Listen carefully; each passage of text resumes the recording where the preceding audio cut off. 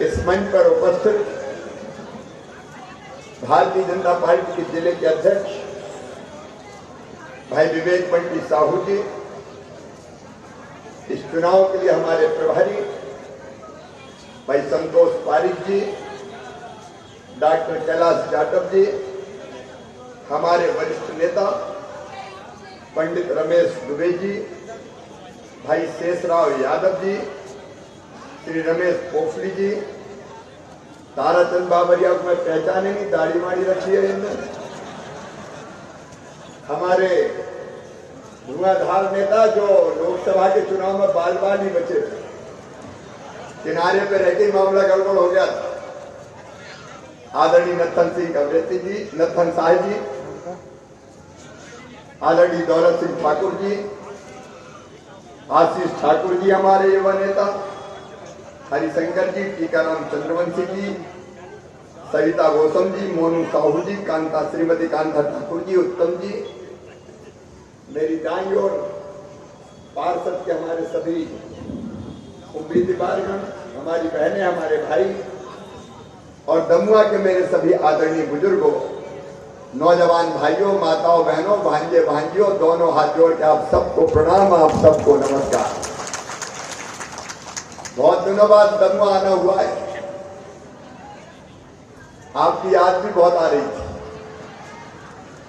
लेकिन आज जब आने का समय हुआ तो आसमान में काली काली घटाएं घिरी आई, रिमझिम बारिश होने लगी।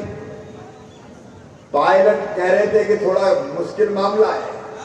मैंने कहा क्यों? बोले बादल बहुत नीचे है, रास्ते में ऊंचे पहाड़ है और ऐसे में दिक्कत हो सकती है। तो मैंने कहा चाहे कुछ हो जाए, जो वादा किया वो निभाना पड़ेगा। शिवराज को आज दमुआ जानी पड़ेगा। और इससे मैंने कहा यार सवाल समूह के कैसे भी निकल लो, बहुत दिनों बाद तो कार्यक्रम बना है और इसलिए थोड़ी कठिनाई थी, लेकिन इसके बाद भी आज मैं आया हूं। आपने जिस प्रेम से और उत्साह से मुझे स्नेह दिया है और विश्वास दिया है, आज मैं विश्वास दिलाता हूं कि आपके विश्वास को किसी भी कीमत पर टूटने नहीं दूंगा। मेरे प्रिय बहनों और भाइयों, पिछले दिनों भी हमने दमुआ के विकास के लिए राशि भेजी, विभिन्न सड़कों की मरम्मत और निर्माण के लिए 12 करोड़ 60 लाख रुपया भेजे थे। अब मैं पूछ रहा था कि हमने जो पैसा भेजा था क्या नगर पंचायत तो हमारी थी नहीं, पिछली बार कांग्रेस जीती थी, तो मैं जानकारी ले रहा था कार्यकर्ताओं से कि पैसा तो हमने भेजा था, काम हुआ कि नहीं हुआ। तो ये अरे हुआ कि नहीं हुआ? हमने पैसा भेजा, आज हम हिसाब मांग रहे हैं कांग्रेस की नगर पंचायत से, और मैं पूरा आपको हिसाब दे रहा हूं। 12 करोड़ 60 लाख सड़कों के लिए भेजा, मुख्यमंत्री शहरी अधोसंरचना नगर पालिका है ना, मुख्यमंत्री शहरी अधोसंरचना विकास के लिए अलग पैसा भेजा, आरसीसी नाली पुलिया निर्माण उसके लिए 1 करोड़ 51 लाख रुपया भेजे, शौचालय निर्माण 1256 के लिए 1 करोड़ 69 लाख रुपया भेजे। हमने यहां पैसा भेजने में कोई कमी नहीं की। नगरीय ठोस अपशिष्ट प्रबंधन के लिए भी पैसा भेजे, लेकिन आप कह रहे ये सूची है, मैं दमुआ वाले कार्यकर्ताओं को दे के जाऊंगा। ये पैसा मैंने दमुआ नगर पालिका में विकास के लिए भेजे। एक बार जनता को बता देना कि कहां काम हुए कहां नहीं हुए। और आज मैं कह रहा हूं, जिनने बेईमानी की है, जनता का पैसा खाया है, मैं छोड़ूंगा नहीं, उनके खिलाफ कार्रवाई करूंगा, हर हालत में कार्रवाई। हम पैसा भिजवाते और यहां गड़बड़ कर दी जाती है। ये कांग्रेस का चरित्र ही ऐसा है। मेरे बहनों और भाइयों, 1.25 साल केवल बीच में कांग्रेस का राज आया था। उन 1.25 सालों में विकास के सारे काम ठप हो गए, जन कल्याण की योजनाएं बंद कर दी गई। एक सवाल और आज मैं पूछना चाहता हूं दमुआ में, जवाब देना पड़ेगा कांग्रेस के मित्रों को। प्रधानमंत्री आवास के लिए हमने पैसा भेजे थे, मुझे बताया गया केवल 400 आवास बने, 400 आवास वापस कर दिए गए। तुम्हारा क्या जानता था कांग्रेसियों? अगर प्रधानमंत्री आवास योजना के मकान बन जाते। अब ये मोदी जी से इतने डरते हैं कि पीएम आवास का पैसा मिला तो लोग उनके साथ हो जाएंगे, भारतीय जनता पार्टी के साथ हो जाएंगे, और इसलिए वैसा पैसा लगने नहीं दे। गरीबों के लिए जो मकान भेजे थे वो मकान भी है कि नगर पालिका ने वापस करने का पाप किया है, जिसके लिए जनता उन्हें कभी माफ नहीं करेगी। और आज मैं आपके बीच में कह रहा हूं, समय की आज सीमा है, क्योंकि मुझे कई जगह जाना है। जितना भी गड़बड़ हुई है उसकी जांच तो होगी ही, लेकिन उसके साथ साथ गरीबों का नुकसान ना हो जाए, जनता का नुकसान ना हो जाए, उसकी चिंता भी हम करेंगे। मामा भी करेगा, भारतीय जनता पार्टी की सरकार भी करेगी। आप उसके लिए परेशान मत हो। आज जब मैं आया तो यहाँ की सबसे बड़ी समस्या है, आप सब ध्यान से सुनिएगा। हमारी कॉलेज SCCL है यहाँ, WCL है, WCL है यहाँ।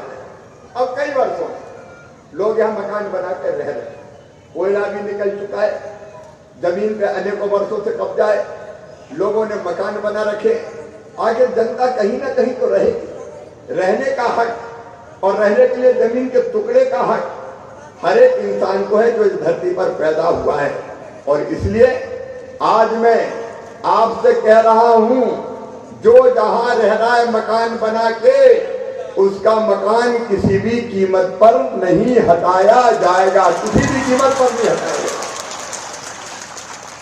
हम वैधानिक व्यवस्था करेंगे, क्योंकि पूरे मध्य प्रदेश में केवल एक ही बात नहीं करता, पूरे मध्य प्रदेश में हमने ये योजना बनाई है कि भगवान ने जब इस धरती पे भेजा है तो इतनी जमीन का अधिकार तो हमें दिया होगा कि जिसमें हम अपना मकान बनाकर रह सके। इसलिए हमने योजना बनाई है मुख्यमंत्री भू आवासीय अधिकार योजना, और इस योजना के अंतर्गत तय किया है कि ग्रामीण क्षेत्र में भी, वहां चुनाव नहीं है, ग्रामीण क्षेत्र में भी जिनके पास रहने की जमीन है, एक मकान में कई परिवार रह रहे हैं, बाप के 4 बेटे हो गए, 4 बहुएं आ गई, उनके बेटा बेटी हो गए, घर में समाई नहीं रहे। तो ऐसे सब लोगों को सर्वे अभी चल रहा है, आवेदन आ जाए, कोई के रह गए तो आप भिजवा लेना। ऐसे हर गरीब भाई बहन जिनके पास रहने की जमीन का टुकड़ा नहीं है, पट्टा देके मालिक बनाऊंगा रहने की जमीन का, बिना जमीन के कोई नहीं रहे। बोलो होना चाहिए कि नहीं होना चाहिए? और शहरों में भी जो जहां है वही पट्टा देके मालिक बनाया जाएगा। इसमें जनता को उसका हक और अधिकार पूरी ताकत से देने का हम काम करेंगे। देखो ना मेरे बहनों और भाइयों, सरकार आखिर होती काय के लिए? सरकार होती है जनता की जिंदगी में खुशियां लाने के लिए, बेहतरी लाने के लिए, उनकी जिंदगी की मुश्किलें आसान करने के लिए। और इसलिए भारतीय जनता पार्टी की सरकार, चाहे मोदी जी के नेतृत्व में दिल्ली में हो और चाहे मध्य प्रदेश में आपके आशीर्वाद से मैं मुख्यमंत्री हूं, कुछ बुनियादी सुविधाएं हम सबको देंगे, ये हमारा संकल्प है। जैसे राशन, कांग्रेस के जमाने में कभी भी फ्री में राशन नहीं मिला होगा, मिला था कभी फ्री में राशन? ये भारतीय जनता पार्टी की सरकार है।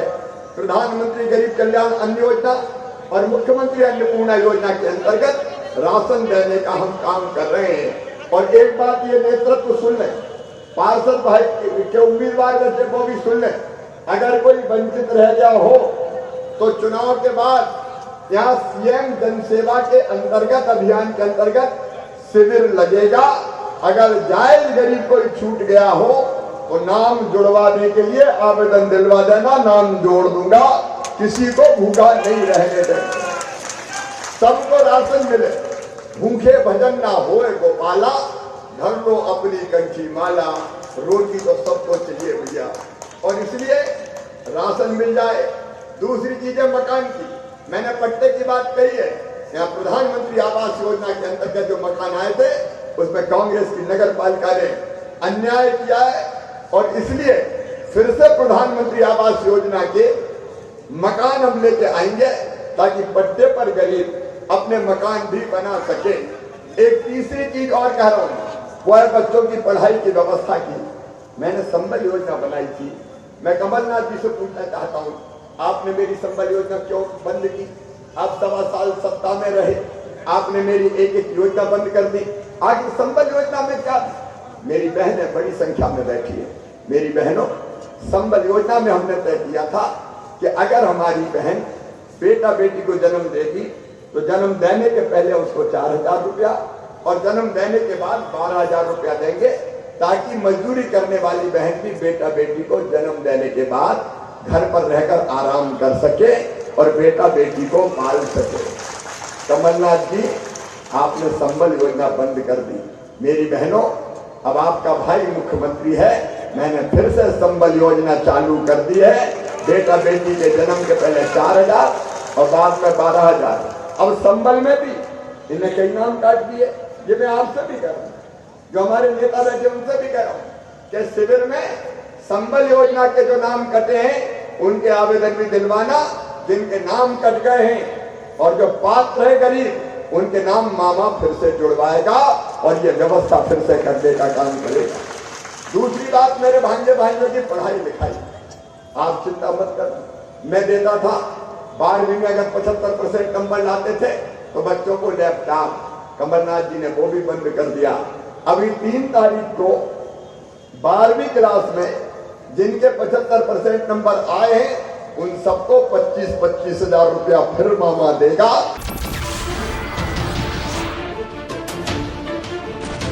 नमस्कार, मैं हूं संदीप चौधरी। अगर आपको ये वीडियो पसंद आया हो तो इसे लाइक और शेयर जरूर करें और हाँ, हमें सब्सक्राइब और फॉलो करना ना भूलें, ताकि आप देश और दुनिया की कोई खबर मिस ना करें। तो जुड़िए हमारे साथ और देखते रहिए News 24।